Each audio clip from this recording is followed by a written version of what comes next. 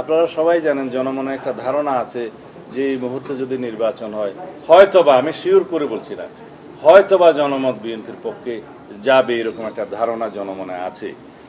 আজকে জাতীয় ঐক্য কমিশনের সাথে আলোচনার জন্য 3টি বিষয় নির্ধারিত ছিল।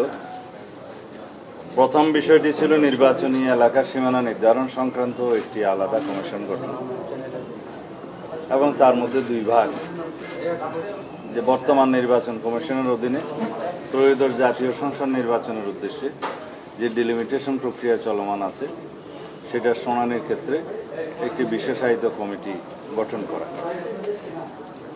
আগের প্রস্তাব হলো জাতীয় যেটা হয় আদমশুমারির প্রতি আদমশুমারির পরপর আইন অনুযায়ী একটি সাংবিধানিক কমিশন গঠন করা যায় কিনা, প্রভিশন করা যায় কিনা, যারা ইন্ডিপেন্ডেন্টলি কমিশন হিসাবে ডিলিমিটেশনের কাজটা করবে সাময়িক সময়ের জন্য। আরেকটা বিষয় ছিল তত্ত্বাবধায়ক সরকার পদ্ধতির, এটা তো অবশ্যই ফেরত এসছে বলা যায়, তার মধ্যে কি কি সংশোধনী আনা যায়, বিচার বিভাগকে না রেখে উত্তম কোনো প্রস্তাব আছে কিনা সেই বিষয়ে সবার মতামত আছে। আর তৃতীয় বিষয়টি আলাপ হয়নি, সেটা রাষ্ট্রপতির ক্ষমা প্রদর্শন সংক্রান্ত একটা আইনের বিষয়ে কথা বলা হয়েছে, সেটা আজকে আলোচনার সুযোগ হয়নি। আমি এই 2টা নির্ধারিত বিষয় বলার পরে আরো কিছু কথা আজকে বলবো যেগুলোর বিষয়ে আমার বলা দরকার। নির্বাচনী এলাকার সীমানা নির্ধারণ বিষয়ে একটা ঐক্যমতে পৌঁছানো গিয়েছে, সেটা নিশ্চয়ই আপনাদের সামনে প্রফেসর আলী রিয়াজ সাহেব বলেছেন বলে আমার বিশ্বাস। এই প্রস্তাবটা আমি করেছিলাম যে এই বিষয়ে আমরা এইভাবে একমত হতে পারে কিনা দেখি। যেহেতু জাতীয় ঐক্য কমিশনের সুপারিশ হচ্ছে সংবিধানেই যেন আমরা একটা প্রভিশন রাখি, এই যে নির্বাচনী এলাকা যেটা আমরা ডিলিমিটেশন নামে বেশি বুঝি, সীমানা নির্ধারণের বিষয়ে একটা বডি করা যায় কিনা বা কমিটি করা যায় কিনা। তাদের প্রস্তাব কমিশন ছিল, যেটা প্রতি আদমশুমারির পরে নির্বাচনী এলাকা নির্ধারণ করার পরে তাদের আবার বিলুপ্ত হবে, কার্যকাল ওখানে শেষ হবে। আমি বললাম এইভাবে আমরা বিমূর্তভাবে কথা না বলে, অ্যাবস্ট্রাক্ট কথা না বলে, যদি আমরা আইনের মধ্যে নিয়ে আসি এবং সেই আইনটা যদি বেসড অন কনস্টিটিউশনাল প্রভিশন হয় সবচেয়ে ভালো। আর্টিকেল 119 সম্পর্কে আপনারা জানেন নিশ্চয়ই, যে নির্বাচন কমিশনের যেটা দায়িত্ব, পাওয়ার অ্যান্ড ফাংশন, সেটা উল্লেখ করা আছে। তার মধ্যে সাবসেকশন 1-এর গ এর অধীনে ডিলিমিটেশনের কথা বলা আছে। আমি বললাম তার সেন্টেন্সের পরে এবং শব্দের পরে প্রতি 10 বছর পর অথবা আদমশুমারির পর নির্ধারিত সময়ের জন্য যেটা নির্বাচনী এলাকার সীমানা নির্ধারণের জন্য একটা লাইন সংযোজন করা যায়, সেটা যেমন এরকম: আইনের দ্বারা নির্ধারিত, এবং শব্দের পরে আইনের দ্বারা নির্ধারিত একটি সময়ের জন্য একটি বিশেষায়িত কমিটি গঠনের বিধান যুক্ত করা হবে। সংশ্লিষ্ট জাতীয় সংসদের সীমানা নির্ধারণ আইন 2021 বা যা পরে পরিবর্তিত সংশোধিত 2025 তার 8-এর 3 ধারার পরে যুক্ত করে এই কমিটির গঠন এবং কার্যপরিধি নির্ধারণ করা হবে।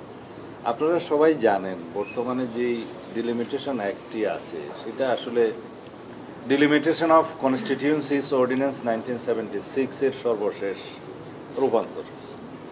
এটা সর্বশেষ 2021 অ্যামেন্ডেড হয়েছে। ওখানে একটা ক্লারিক্যাল মিস্টেকের কারণে আমরা সেটা পুনরায় অ্যামেন্ড করার জন্য বলেছিলাম। শুধুমাত্র একটি সংখ্যা শব্দ এদিক ওদিক হওয়ার কারণে ডিলিমিটেশনের এখতিয়ারটা নির্বাচন কমিশনের হাতে ছিল না শোনার, সেটা হয়েছে। সেটি হচ্ছে অর্ডিন্যান্স অ্যামেন্ডেড আপ টু 2025। সেই বিধানের সেই আইনের সেকশন 6-এ ডিলিমিটেশনের এখতিয়ার নির্বাচন কমিশনকে দেয়া আছে। সেকশন 7-এ ডিলিমিটেশনের বিষয়ে নির্বাচন কমিশনকে সর্বোচ্চ ক্ষমতা দেওয়া আছে। সেকশন 8-এ 1, 2, 3-এর মধ্যে সেই বিধানগুলো আছে। সেকশন 8-এর 3-এর পরে এই বিধানটা সংযুক্ত করে এই বিষয়ে কার্যপরিধি এবং নিয়োগের বিষয়ে আইন সংযুক্ত করা যেতে পারে, এই বিষয়ে আমরা একমত হয়েছি। এটা একটা আমার মনে হয় ভালো অগ্রগতি আজকে। আর এই বিষয়ে পরে কোশ্চেন করলে পরে কথা বলবো।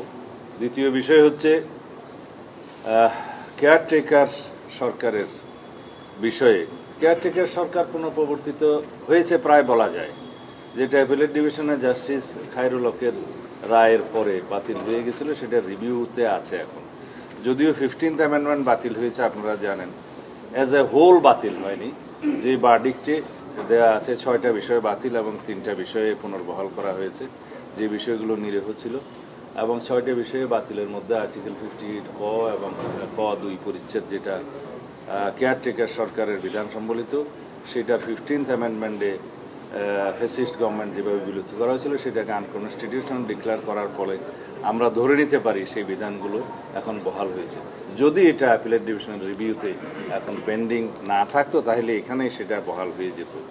যাই হোক, সেটা আশা করি জনগণের পক্ষেই রায় আসবে, সেই বিচারাধীন বিষয়ের বেশি বলা উচিত নয়। তা এখন সেই কেয়ারটেকার প্রভিশন যেভাবে 58 কতে বা 52 ক পরিচ্ছেদে যে বিধানগুলো আছে গঠন প্রণালী সম্পর্কে, সেই সম্পর্কে বলা যায় যে এটা জুডিশিয়ারির মধ্যেই সীমাবদ্ধ, যে ইমিডিয়েটলি রিটায়ার্ড যে চিফ জাস্টিস থাকে তাকে দিয়ে শুরু হয় এবং সর্বশেষ অ্যাপিলেট ডিভিশন দিয়ে শেষ হয়, এবং একদম সর্বশেষ হচ্ছে যদি কেউ কোনো বিধান এই মতো একমত না হয় তাহলে রাষ্ট্রপতির দায়িত্ব। তো এখানে দুইটা কথা আসছে। আমরা জাস্টিস খায়রুল হক নিজেই সেই ভার্ডিক্টে বলেছে, যেটা বাতিলের ভার্ডিক্ট, যে সামনে থেকে জুডিশিয়ারিকে বাদ রেখে যদি কেয়ারটেকারের প্রভিশন করা যায় এবং পরবর্তী 2টা জাতীয় সংসদে কেয়ারটেকারের অধীনে নির্বাচন করা যায়, সেটা অবশ্য ফ্যাসিস্ট গভর্নমেন্ট মানেনি, তাহলে সেটা বিবেচনা করতে পারে পার্লামেন্ট। এখন পার্লামেন্টে যেটা পরবর্তীতে ডিসকাস আরও হবে যদি পরবর্তী পার্লামেন্টে এ বিষয়ে আলোচনা হয়। এখন যদি আমরা জাতীয় ঐক্যমতের ভিত্তিতে বলতে পারি যে জুডিশিয়ারিকে বাদ রেখে যদি জাতীয় ঐক্যমতের ভিত্তিতে আরও 2-1টি প্রভিশন তার আগে রাখা যায়, যেটা একটা গ্রহণযোগ্য মতামতের ভিত্তিতে প্রধান উপদেষ্টা নিয়োগ হয় এবং প্রধান উপদেষ্টার পরামর্শে পরবর্তী উপদেষ্টাগুলো নিয়োগ হবে, যাদের সংসদ সদস্য হিসেবে নির্বাচনের যোগ্যতা থাকে তাদেরকে কনসিডার করা হয়। তো এখানে আরও অনেক বিধান আছে, কিন্তু অনেক সুপারিশ আসলেও সেই বিষয়ে আজকে কোনো বিস্তারিত আলোচনা হয়নি।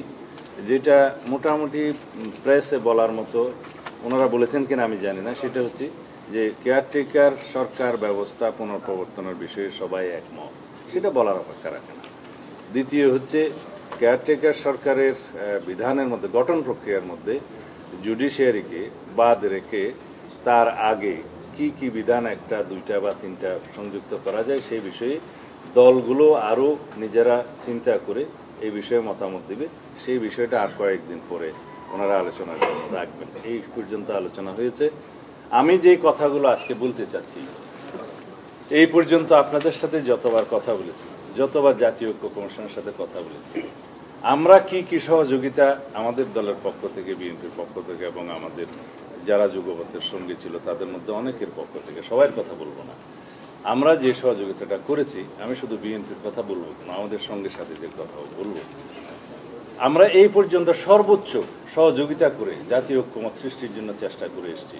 প্রথম দিন থেকে আপনারা জানেন যে 3 তারিখের জুনে শুরু হয়েছে, পরে এখানে 17ই জুন, 18, 19 তারিখ বা 20 তারিখ, 17, 18, 19 3 দিন অনবরত আলোচনা হয়েছে। এগুলোর মধ্য দিয়ে আমরা অনেক বিষয়ে একমত হয়েছি এবং এখানে দেখা যায় সবার চাহিদা অনুসারে অনুচ্ছেদ 70 আর্টিকেল 70-তে যে সমস্ত বিধানের ক্ষেত্রে সবাই একমত হয়েছে, তার মধ্যে ছিল অর্থ বিল এবং আস্থা ভোট ছাড়া বাকি সব বিষয়ে এমপিরা স্বাধীন থাকবেন, এই বিষয়ে সবাই একমত হয়েছে।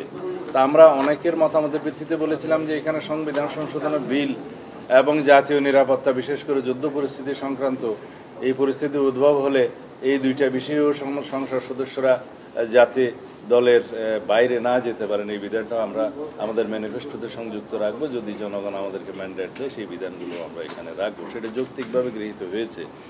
তারপরে জাতীয় সংসদে স্থায়ী কমিটিগুলো গঠনের ক্ষেত্রে যেই বিষয়গুলো আমরা একমত হয়েছি সেখানেও আমাদের প্রস্তাব ছিল, আমরা এক বাক্যে একমত হয়েছে, প্রস্তাবগুলো আমরাই দিয়েছিলাম।